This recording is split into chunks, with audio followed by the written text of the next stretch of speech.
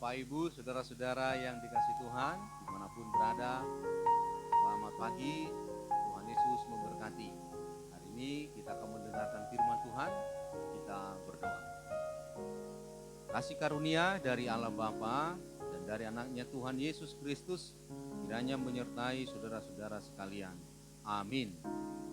Firman Tuhan di hari ini diambil dari 2 Korintus 4 ayat yang ke-16. Dengarkanlah firman Tuhan. Sebab itu kami tidak tawar hati, tetapi meskipun manusia lahiriah kami semakin merosot, namun manusia batiniah kami dibaharui dari sehari ke sehari. Demikian firman Tuhan. Topik renungan kita, manusia batiniah yang selalu dibaharui. Saudara-saudara yang dikasihi Tuhan Allah, seorang Kristen hidup dalam dua bidang, dunia yang terlihat dan dunia yang tidak terlihat, yaitu keberadaan fisik atau tubuh atau realitas yang bisa dilihat oleh indera mata, dan bidang rohani yang tidak bisa dilihat oleh mata indrawi. Itulah yang dikatakan dapat dipandang dengan mata rohani. Saudara yang dikasihi Tuhan Allah, Paulus mengatakan jangan tawar hati ketika tubuh fisik ini melemah di bawah pengaruh penganiayaan. Memang pada waktu itu di Jemaat Korintus terjadi perpecahan, terjadi juga yang namanya berbagai pergumulan. Ini bisa melemahkan fisik kita. Tapi saudara-saudara, hari ini dikatakan jangan tawar hati. Paulus pun mengalami hal yang demikian. Ketika dia melayani, dia mendapat berbagai perlakuan pada fisiknya, dicambuk, dihina, dianiaya, dilempar batu, dia terombang-ambing di laut dan lain sebagainya, saudara-saudara. Tetapi dia merasakan hari demi hari manusia batiniahnya diperbaharui. Saudara-saudara, sebenarnya apa yang membuat Paulus tidak tawar hati? Yang bisa kita lihat, saudara-saudara, pertama, karena Tuhanlah yang memberikan tugas pelayanan ini. Itu bisa kita lihat di ayat yang pertama. Dia mengenal siapa Tuhan yang memberikan tugas pelayanan ini. Bukan sembarangan yang memberikan. Dialah Allah Bapa. Oleh karena itu, kalau dia mengalami berbagai rupa penderitaan, dia tidak tawar hati. Yang kedua, saudara-saudara, dia jelas mengetahui juga ada upah kemenangan, yaitu pemberian Allah, kebangkitan dagingnya, dan memperoleh keselamatan yang pasti di sorga. Saudara-saudara, ini bisa kita lihat di ayat yang ke-14. Yang ketiga, alasan Paulus tidak tawar hati adalah demi pertumbuhan gereja. Karena firman yang disampaikan, maka banyaklah nanti orang yang percaya kepada Tuhan. Dan ini menjadi sukacita buatnya, karena banyak orang yang percaya kepada Tuhan Allah. Yang keempat, alasannya adalah demi kebenaran firman Tuhan. Karena firman Tuhanlah yang harus dimuliakan, firman Tuhanlah yang harus benar kepada setiap orang. Jangan kita benarkan yang dari dunia, apalagi yang bersifat pragmatis, apalagi yang bersifat relatif. Oleh karena itu, meskipun kita sendiri, kebenaran firman Tuhan itu harus kita perjuangkan.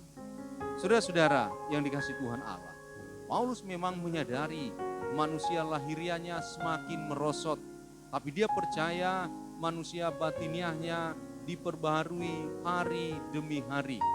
Oleh karena itu, dia tidak pernah takut, karena semuanya Tuhan memandang.